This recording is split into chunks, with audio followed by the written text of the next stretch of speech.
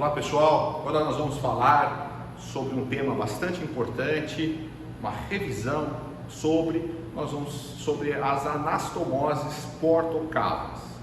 É um tema bastante complexo, mas de grande importância na prática clínica para nós identificarmos alguns sinais e alguns sintomas, de qualquer processo que acontece em hipertensão portal. Então as anastomoses porto-cavas são importantes. Aonde que são os pontos onde o sistema porto-hepático, da veia porta, vai se comunicar com as cavas? Às vezes isso é muito difícil, nos livros teóricos, é difícil nós conseguirmos entender, e aqui nós fizemos um esquema para nós tentarmos explicar essas anastomoses porto-cavas. Mas antes disso, eu peço que vocês que estão assistindo esse vídeo, curtam o vídeo no nosso canal Anatomia Unicamp no YouTube, curtam o nosso canal, se inscrevam e acessem o sininho, o sinal de alerta, certo pessoal? Então, nesse esquema que está desenhado, é um pouco assustador, cheio de siglas, mas é um resumo de tudo aquilo que vocês terão que estudar sobre anastomoses porto-cavas. Então, inicialmente nós temos aqui a veia VCS aqui, veia cava superior, representada aqui superiormente, e inferiormente o sistema da veia cava inferior. Então, o primeiro ponto que eu quero chamar a atenção é da veia porta, que está representado aqui quase no centro do quadro.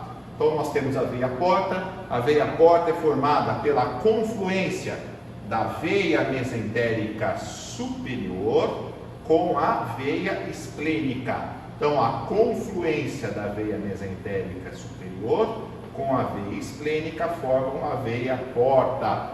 Então, o que é a veia porta? É uma veia que fica interposta a duas redes de capilares. No caso aqui, a veia porta hepática está interposta entre uma rede de capilares hepáticos e uma rede de capilares intestinais. Então, veia porta aqui, representada, formada pela veia mesentérica superior e a veia esplênica. Mas professor, e a veia mesentérica inferior, que está representada aqui? Ela não entra na formação da porta? Somente em 10 a 5% dos casos, a veia mesentérica inferior acaba contribuindo para a formação da porta. Na maioria das vezes, a veia mesentérica inferior, ela desemboca, na veia esplênica e aí para a veia porta, certo? Então esse aqui é um ponto importante. Aqui eu representei os ramos da veia porta, já no interior aqui, vocês verão na aula de fígado, no interior do fígado. Mas vamos lá, vamos começar pela primeira anastomose e uma situação clínica importante. O indivíduo apresenta uma cirrose hepática ou tumor hepático, leva a chamada hipertensão portal, ou seja, acaba levando a uma congestão venosa na veia porta e alguns sinais que vão aparecer no indivíduo. Por exemplo, a estase da veia jugular interna. Por que isso acontece? Veias, a circulação colateral no tórax. O indivíduo começa a ter hemorragia digestiva alta, ou seja, sangramento por formação de varizes esofágicas, a ocorrência de hemorroidas, enfim, uma série de sinais. Por que esses sinais acontecem? Nós observamos aquela barriga, aquele abdômen distendido, ao redor da cicatriz umbilical, veias circundando a cicatriz umbilical, formando como se fosse uma cabeça de medusa. E como que isso acontece? Há uma comunicação, uma anastomose entre a veia porta com o sistema de veias cavas, tanto a superior e a inferior. A primeira anastomose que acontece aqui, vamos descrever a veia cava superior. Nós temos a veia cava superior, vejam que nós temos a veia ácidos aqui, anastomoses esofágicas, as veias esofágicas. Então, nós temos as veias esofágicas, elas drenam quando o esôfago, tanto a parte cervical quanto a torácica, do esôfago, eles vão drenar aqui na veia ácidos, certo? A parte abdominal do esôfago, ele é drenado por esta veia, chamada de veia gástrica esquerda. Então vejam, aqui é o hiato esofágico, aquela abertura que tem no músculo diafragma, né? Nós temos aqui a veia gástrica esquerda, aqui, desembocando direto na porta. Então, as veias esofágicas, elas vão desembocar, né, na grande extensão, grande parte do esôfago, na veia ásicos. Abaixo, aqui, quando passa o hiato esofágico, a parte abdominal do esôfago é drenada pela veia gástrica esquerda. Mas o importante dizer é que as veias esofágicas, elas formam a anastomose com a veia gástrica esquerda, tá certo? Então, nesse ponto aqui abaixo do hiato esofágico, as veias esofágicas formam a anastomose com a veia gástrica esquerda. Vejam que nós temos anastomoses esofágicas, aqui acima, né? As várias veias esofágicas se anastomosam para drenar na ásicos e a ásicos na veia cava superior. Então, considerando hipertensão portal, né? Obstrução, então estase venosa, congestão venosa na veia porta, leva a uma congestão venosa na veia gástrica esquerda, que vai tornar congestas as veias esofágicas. E pela endoscopia, né, nós podemos observar, né, vasos extremamente dilatados na mucosa e alguns pontos sangrantes, ou seja, veias rotas, rompidas, porque formam as chamadas varizes esofágicas nesse ponto. Por que formam as varizes esofágicas? Justamente por aumento da pressão que nós vamos ter aqui na veia gástrica esquerda, que vai tornar congestos as veias esofágicas. Consequentemente, as anastomoses esofágicas também ficam congestas, podendo levar à congestão, né, da veia ásicos e, consequentemente, da veia cava superior. Então, vejam a comunicação que nós temos, né, essa anastomose que nós temos entre veia porta com veia cava superior. Então, veia gástrica esquerda, veias esofágicas, as anastomoses esofágicas, veia ásicos e veia cava superior. Claro que a história da hipertensão portal é uma forma mais fácil de nós entendermos isso, quando nós colocamos um exemplo clínico para vocês entenderem, né, do que simplesmente dizer as anastomoses entre a porta e a veia cava superior do ponto de vista só anatômico. Então, a parte clínica é para vocês entenderem como que nós vamos observar varizes esofágicas, né, e uma congestão que pode chegar até a veia cava superior. E lembrando, tornando congesta a veia cava superior, formação da cava superior, vocês já viram bem, são as veias bracocefálicas. As veias bracocefálicas de um lado e do outro são formadas pela subclávia e pela jugular interna. Então vejam, se esta congestão for se tornando cada vez maior, a veia jugular interna se torna congesta. Coloca o leito, né, o paciente eleva a cabeceira a 45 graus e nós vamos observar a veia jugular interna túrgida no paciente com a simples elevação da cabeceira do leito. Então, por que isso aconteceu? Por que eu vejo num caso de cirrose hepática ou de um hepatocarcinoma, de um tumor do fígado, quando o indivíduo tem, além da circulação colateral no tórax, tem também a jugular interna bastante volumosa, túrgida, justamente pela congestão. Provavelmente o que nós vamos observar, varizes esofágicas, veia jugular interna bastante túrgida, mas por compressão aqui, por uma hipertensão, uma congestão venosa na gástrica esquerda, veias esofágicas, anastomoses esofágicas, veia ásicos, veia cava superior, bracocefálicas e aí até chegar à jugular interna. Então vejam a comunicação importante, né, da veia porta com a veia cava superior. Outro ponto importante aqui é que nós observamos também uma distensão do abdômen, produção de líquido, há um extravasamento de líquido no abdômen, que nós chamamos de ascite, que é a grande quantidade de líquido que nós temos no abdômen, há uma produção excessiva, né, de líquido, e não obstante nós vamos observar na pele do paciente várias veias superficiais em direção aqui à cicatriz umbilical. Então, como se fosse uma cabeça de medusa, né? Nós temos a cicatriz umbilical e ao redor da cicatriz umbilical várias veias ao redor aqui, que são as veias periumbilicais.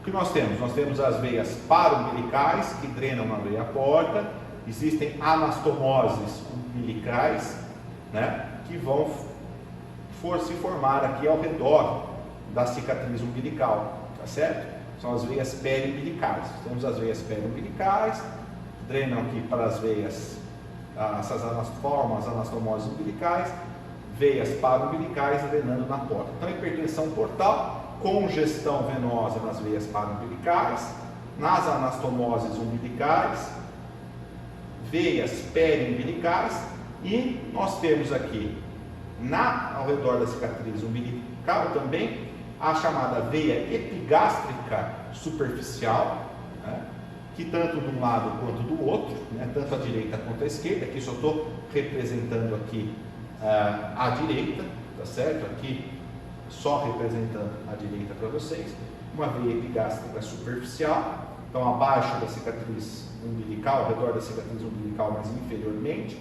essa veia epigástrica vai drenar aqui, participa dessa anastomose periumbilical, mas veja o que a veia epigástrica superficial faz, ela vai drenar aqui na veia safena magna, né? Veia safena magna é uma veia superficial do membro inferior, né? A veia safena magna drena aqui na veia umbilical, a veia safena magna drena aqui na veia femoral. E veja o que é interessante, aqui nós temos o ligamento inguinal como um marco anatômico importante. A veia umbilical, quando passa pelo ligamento, né, inferiormente ao ligamento inguinal, nós vamos encontrar a veia ilíaca externa, que juntamente com a veia ilíaca interna, formam a veia ilíaca comum. As veias ilíacas comuns, à direita e à esquerda, confluem formando a veia cava inferior. Então, novamente, nós temos aqui a veia femoral, passa pelo ligamento inguinal, veia ilíaca externa, conflui com a veia ilíaca interna, forma a veia ilíaca comum, e as duas veias ilíacas comuns, direita e esquerda, confluem formando a veia cava inferior, certo? Então vejam a veia safena magna aqui. Então, se há hipertensão portal, congestão venosa, então há uma congestão, retorno venoso aqui fica dificultado.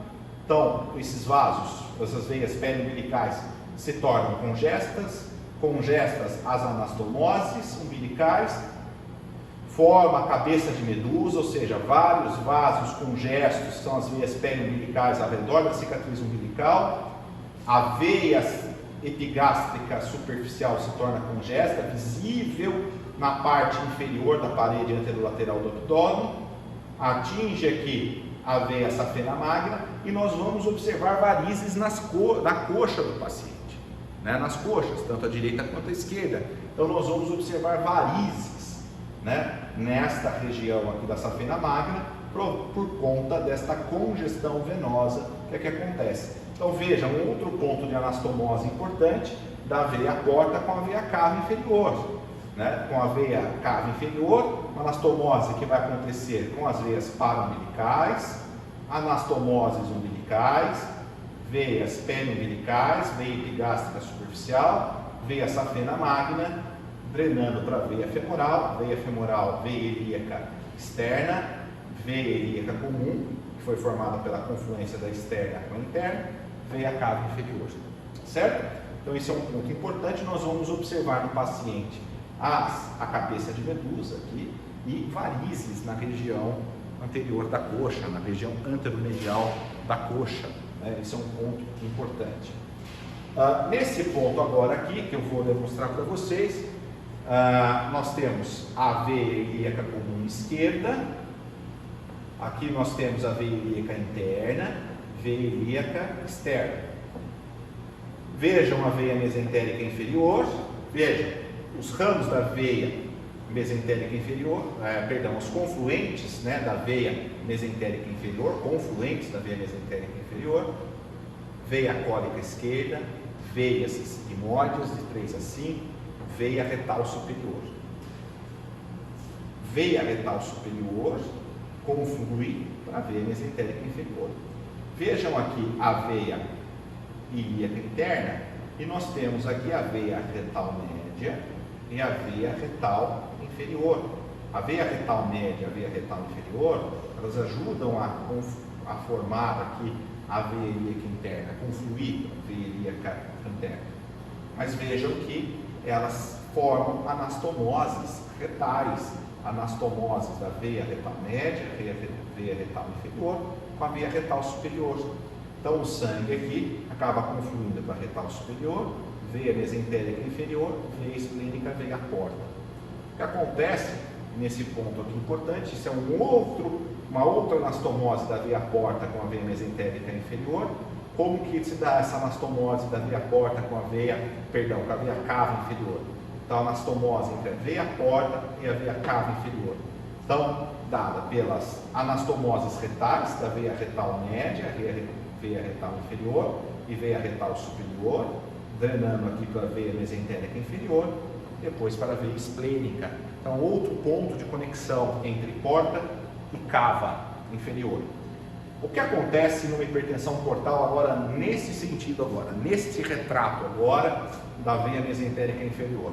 Então, hipertensão portal, torna então congesto aqui, tanto na confluência, tanto na mesentérica superior quanto na veia esplênica, torna congesta aqui a veia mesentérica inferior, as anastomoses retais, veia retal média, veia retal inferior. O que vai acontecer? O paciente passa a ter hemorroida, né? Então, não obstante, nós vamos observar vários vasos hemorroidários e hemorroida com frequência nesse paciente. Então, o paciente que tem hemorragia digestiva alta por rompimento das veias esofágicas e varizes de esôfago, é um indivíduo que não pode fazer força para evacuar, senão esses vasos hemorroidários acabam se rompendo, por conta, então, desta anastomose que acontece. Então, veja, uma hipertensão portal, quais são as suas relações e as repercussões que nós vamos ter ao longo do corpo.